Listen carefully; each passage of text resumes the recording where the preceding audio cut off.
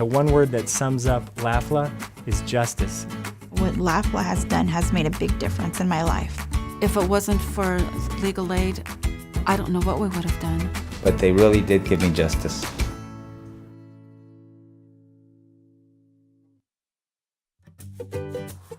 I woke up this morning and I decided to go to Hawaii. You can actually feel the fresh ocean breeze. Your imagination can take you all over the world. Today it will take you to Hawaii.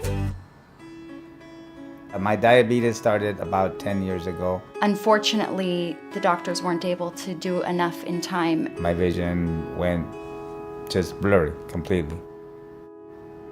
I used to have 3 jobs. I used to volunteer. I used to umpire.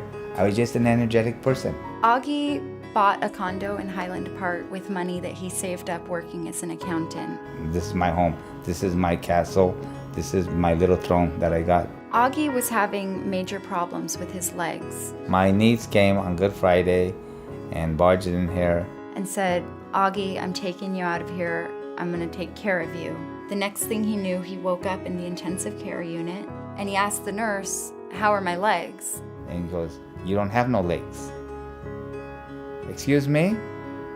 She said, you don't have no legs from the knee down. And they said, okay, touch the end of your stumps. He had lost his vision, he'd lost his legs, but he was happy to still have his condo. I went to a general meeting of the condominium complex. He had been president of the Homeowners Association, and they actually tried to kick him out. The one guy said, Mr. Fuentes, you're not the president. You're not even the owner of your house. And that's when Augie found out something was really wrong. I had nobody to turn to. Augie faced homelessness. I just wanted my house back. I was 9 months pregnant with my daughter when it came to the end of our relationship. Years and years of really terrible physical, but also really awful emotional and mental abuse. She would have bruises on her arms. She'd have bruises all over. He would tie me up and hit me, and then the kids would be sitting there watching. And I would just have to be nice to him until he calmed down, and then he would tell me how much he loved me again. It was just such a cycle. It was just ongoing, and it just seemed to get worse and worse. I tried to file my own restraining order, and I tried to file my own family custody papers, and it was a mess. I couldn't do it on my own. After the fact, she just shut down.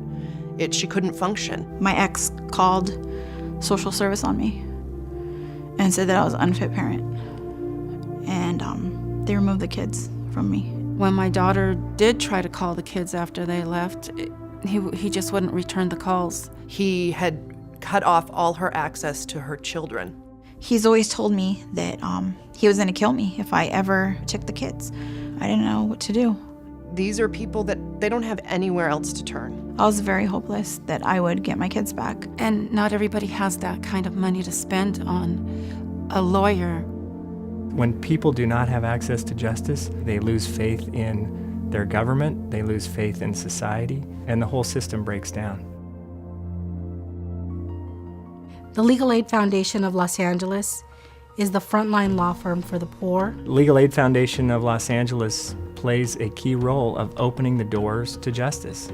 After I saw, wait a minute, this situation is out of control, I turned to legal aid. Part of my job as an attorney is to find out what happened. I really didn't know anything. And as we dug deeper, we found out that things were even worse than he thought. Augie, your dates aren't coinciding for what your story. When he told the story, he told me that he was in his niece's house for about a day. It turned out that Augie was actually at his niece's house for 5 days. So there was like 5 days of me just lying, I guess, at their house in a coma. While Augie was in and out of consciousness at his niece's house, she gave him a quitclaim deed, signing over title to his condo. His bank accounts were depleted. His niece took out credit card debt. She sold his car. The house had been ransacked. They had completely cleaned everything out. The really ugly part of this really ugly story is that Augie's niece waited to call an ambulance for Augie until she was able to record the quitclaim deed. Probably the only part of the plan that didn't succeed is that I didn't die. We sent the letter to Augie's niece demanding that she return title and cancel the power of attorney. These attorneys were not going to play around. She seemed a little inconvenienced by the whole thing and irritated that someone would stand up for her blind double amputee uncle. They gave her definitely till Thursday at 5 o'clock. When I came here, it was just a miracle. The abuser had been awarded custody of the kids, but they were still here. There were court orders that they were to stay here and that my client was to have visitation. He told us that he was taking the kids to Las Vegas. And he ended up disappearing. He stopped answering his phone. We couldn't find any record of him in Vegas. We learned that his new girlfriend's family ran a restaurant in Juneau, Alaska. And when they found him in Alaska, he even tried to play off that it wasn't him. We went back into court again after we had found out that father had been arrested for felony drug charges up in Alaska. The judge said, you can go get the kids. She gets up there and finds out that dad has vacated his apartment. I was scared though, because I didn't know what he was capable of. And I knew we have like moments to get these kids. I'm like in Alaska with none of my family. If he leaves this time, she's never gonna see him again. I was really nervous. I spent hours on the phone with the detective up in Alaska. He was busted and we had him. And then I got the kids back. It was like the best feeling in the world. Peace, tranquility. All I need is a pineapple drink. That would go awfully nice right now. Augie was able to return to his condo. I felt like the Wizard of Oz. You know what? There's nothing like home sweet home. Just clap your heels 3 times, even though I didn't have no more legs. I felt home sweet home. LAFLA is able to help people just turn their lives around. Now at least I'm going to school. My health is back. I have my little house back. I've started a business called the Cupcake Queen.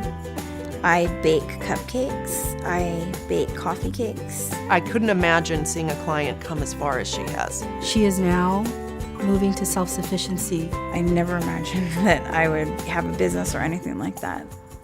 Although we reach over 70,000 people a year, the numbers continue to grow. LAFLA simply cannot do it alone. It relies and counts on support from the legal community and from the businesses in the community. Without them, we couldn't do half of the work that we do. If I didn't have LAFLA in my life, my kids would probably be in an abusive home still, with their dad selling drugs, being left home alone. If it wasn't for legal aid, I would be in a convalescent hospital in a room with 6 people, all prepared to die. I'm very thankful to have LAFLA because it's made me a stronger person. It's made me a happier person, and it's helped me get my kids back. And I know that this man's never ever going to take my kids away from me again.